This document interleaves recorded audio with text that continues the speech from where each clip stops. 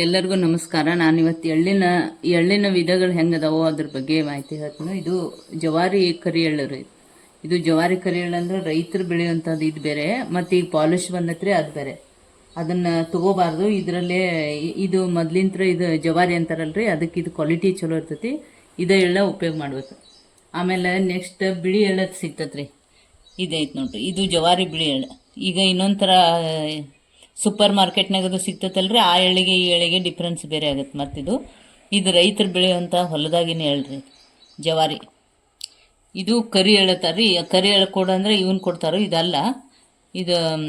ಇದು ಸುಮ್ಮನೆ ಹಂಗೆ ದೇವಸ್ಥಾನಕ್ಕದು ತೊಗೊಂಡು ಹೋಗ್ತಾರೆ. ಇದು ಆ ಎಳ್ಳು, ಇದು ಕರಿ ಎಳ್ಳು ಅಂತಾರೆ.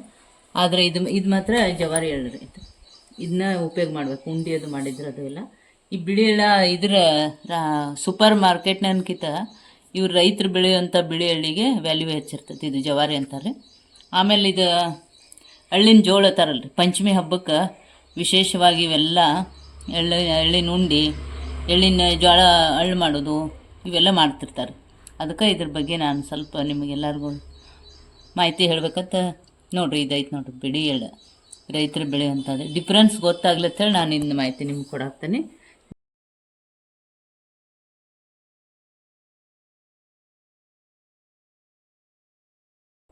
ಇವು ರೈತರು ಬೆಳೆದ ಎಳ್ಳಿರೋದ್ರಿಂದ ಮಣ್ಣು ಅದು ಭಾಳ ಇರ್ತಾವೆ. ಇದು ತೊಳೆದು ಹೆಂಗೆ ಮೆಥಡ್ ಅನ್ನೋದು ನಾನು ಹೇಳ್ಕೊಡ್ತೀನಿ. ಈಗ ಡಬ್ಬ ತೊಗೊಂಡೈತಿ ನೋಡಿರಿ. ಈ ಡಬ್ಬದಾಗ ಏನು ಮಾಡಬೇಕು, ಇವು ಎಳ್ಳು ಹಾಕ್ಬೇಕು. ಇಷ್ಟು ಹಾಕ್ಕೊಂಡು ಅದಕ್ಕೆ ನೀರು ಹಾಕ್ಬೇಕು ಜಾಸ್ತಿ. ಎಲ್ಲೈತೆ ನೋಡಿರಿ, ನೀರು ಹಾಕಿ ಅದೆಲ್ಲ ಕೈಯಾಡಿಸಿ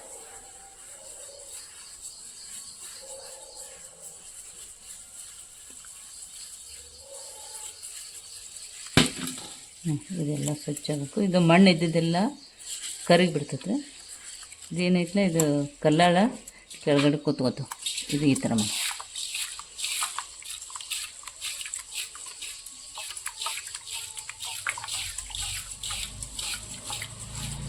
ಈ ಥರ ಮಾಡೋದ್ರಿಂದ ಇದು ಕಲ್ಲಾಳೆಲ್ಲ ಕೆಳಗೆ ಕೂಡ್ತವೆ. ಮತ್ತೇನು ಮಾಡಬೇಕು, ಇದಕ್ಕೆ ನೀರು ಹಾಕಿ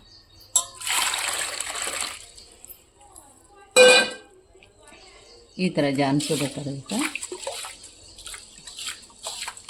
ಇದೆಲ್ಲ ಫ್ರೆಶ್ ಆಗಿರುವಂಥ ಎಳ್ಳು ಬರ್ತೈತಿ. ಇದಕ್ಕೆ ಮಣ್ಣು ಇರ್ತೈತೆ, ಇದ್ದಾಳೆ ರಾಡಿ ನೀರು ಬರ್ತದೆ. ಇದೆಲ್ಲ ನೀರು ತೆಗಿಬೇಕಾಗ್ತೈತಿ.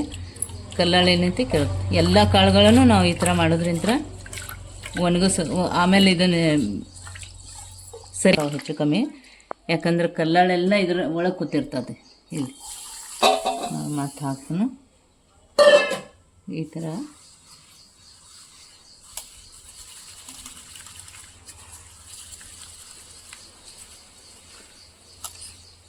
ಈ ಥರ ಕ್ಲೀನ್ ಮಾಡ್ಬೇಕ್ರಿ. ಅಂದ್ರೆ ಅದು ಎಣ್ಣೆ ತೊಳ್ಯಾಕೆ ಬರೋದಿಲ್ಲ, ಜಾಸ್ತಿ ಜಾರ್ಕೊಂಡು ಹೋಗ್ಬಿಡ್ತಾವೆ. ನೋಡಿ ಈ ಥರ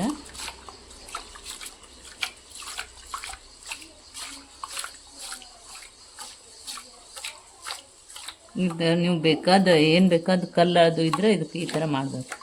ಕಲ್ಲಾಳದು ಇದ್ರೆ ಮಣ್ಣಾಳೆಲ್ಲ ಕರಿಗೆ ಹೋಗ್ಬಿಡ್ತೈತೆ. ಇದನ್ನ ಆಮೇಲೆ ಒಣಗಿಸ್ಬೇಕು ರೀ, ಬಿಸಿಲಿಗೆ ಹಾಕಿ ಒಣಗಿಸ್ಬೇಕು. ಒಂದೆರಡು ಬಿಸಿಲು ಇರ್ದಿದ್ರೆ ನಾವು ಹುರಿಬೇಕಾಗಿತ್ತು ಅಂದ್ರೆ ಕಾಟನ್ ಬಟ್ಟೆ ಒಳಗೆ ಒಣಗಿಸಿ ಅವನ್ನ ಇದನ್ನು ಮತ್ತು ಪ್ಯಾನಿನ ಗಾಳಿಗೆ ಒಣಗಿಸ್ಬೇಕು. ಆದಷ್ಟು ಬಿಸಿಲಿಗೆ ಒಣಗಿದ್ರೆ ಒಳ್ಳೆಯದು. ಈ ಥರ ಇದೇನು ಕ್ಲೀನಾಗುತ್ತೆ. ಇದನ್ನು ಈ ಥರ ಬಿಟ್ಟು ಇದರೊಳಗೆ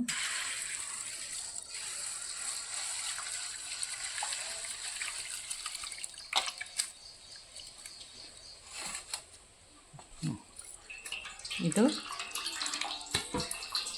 ಈಗ ಫುಲ್ಲು ಕ್ಲೀನ್ ಆಗೈತೆ. ಈ ಥರ ಕ್ಲೀನಾಗಿದ್ದನ್ನು ಬಿಸಿಲಿಗೆ ಒಣಗಿಸ್ಬೇಕ್ರಿ. ಇದು ಬಿಸಿಲಿಗೆ ಬೆಸ್ಟ್ ಒಣಗಬೇಕು ಇವು. ಅಂದ್ರೆ ಒಣದಾಗಿಂದ್ರೆ ಅವು ಏನೋ ಬೂಸ್ಟದು ಬರೋಲ್ಲ. ಇರಲಿಲ್ಲ ಅಂದರೆ ಇದೆಲ್ಲ ಬಿಸಿಲಿಗೆ ಹಾಕಿ ಒಣಗಿಸ್ಬೇಕು. ಇದನ್ನು ಬಿಸಿಲಿಗೆ ಹಾಕಿ ಎಷ್ಟು ಒಣಗಿಸ್ತೀವೋ ಅಷ್ಟು ಒಳ್ಳೆಯದು. ಬಿಸಿಲು ಇರ್ದಿದ್ರೆ ಒಂದೇಳೆ ಕಾಟನ್ ಬಟ್ಟೆ ಒಳಗೆಲ್ಲ ಹಾಕಿ ಒಣಗಿಸಿ ಅವ್ನ ಪ್ಯಾನಿನ ಗಾಳಿಗೆ ಒಣಗಿಸಿ ಮತ್ತೆ ಗಾಳಿಗೆ ಇಡ್ಬೇಕು. ಈಗ ಎಷ್ಟು ಕ್ಲೀನ್ ಆಗ್ಯಾವ ನೋಡ್ರಿ ಎಳ್ಳು. ಇದೇ ಥರ ಒಣಗಿಸಿ ಮಾಡಿ ಅವನ್ನ ಬೆಸ್ಟಂಗೆ ಒಣಗಿಸ್ಬೇಕ್ರಿ. ಅದನ್ನ ಒಣಗಿಸಿಂದ ಉಂಡೆ ಮಾಡಿ ಇದನ್ನು ಮಾಡ್ತಾರೆ. ಈ ಹಬ್ಬಕ್ಕೆ ವಿಶೇಷ ಇದು. ಅದಕ್ಕೆ ನನ್ನ ವಿಡಿಯೋದಾಗ ಇವೆಲ್ಲ ಎಳ್ಳಿನ ಉಂಡೆ ಮಾಡಿದ್ದು, ಪಂಚಮಿ ಪ್ರಸಾದವನ್ನು ಮಾಡಿದ್ದು ಎಲ್ಲ ವಿಡಿಯೋಸ್ ಅದಾವು, ನೀವು ನೋಡ್ರಿ.